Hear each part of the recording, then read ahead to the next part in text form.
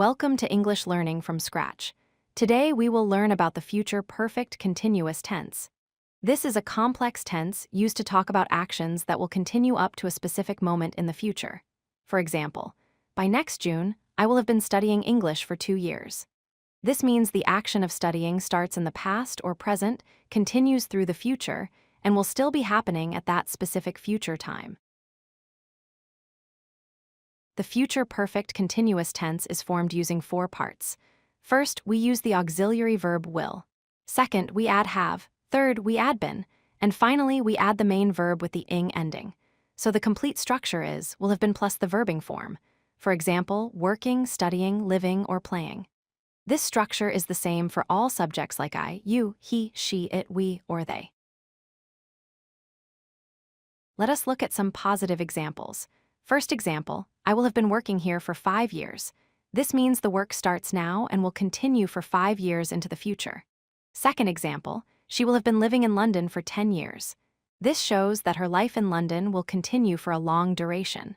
Third example, they will have been studying English for 3 years. This tells us about their continuous study period that will reach 3 years. Notice how we use the phrase for plus the duration to show how long the action will continue. Now let us learn how to make negative sentences. We add the word not after will. First example, I will not have been working here for 5 years. This means I will not complete 5 years of work. Second example, she will not have been living in London for 10 years. Third example, they will not have been studying English for 3 years. The structure is will not have been plus the verbing form.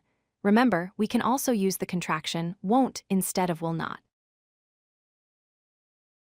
To form questions, we move the auxiliary will to the beginning of the sentence. First example, will you have been working here for 5 years? The answer is yes, I will, or no, I won't. Second example, how long will she have been living in London? The answer is she will have been living there for 10 years. Third example, will they have been studying English for 3 years? The answer is yes, they will have been.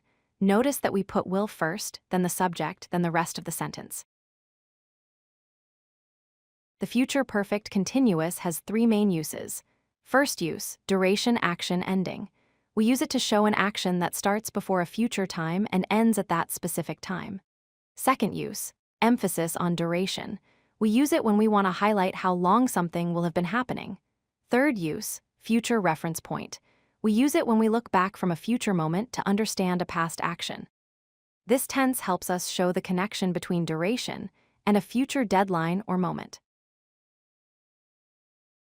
Let us compare future perfect continuous with future perfect. Future perfect shows that an action will be completed by a future time. Example, I will have finished work by 5 p.m.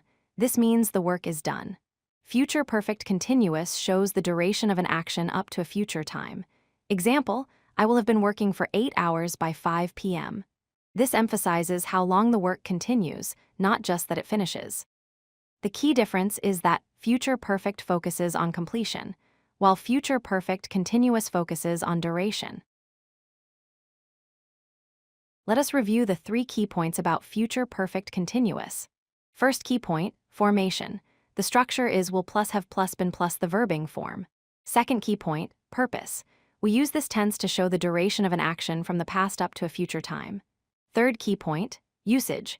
We use it to express how long something will have been happening by a specific future moment.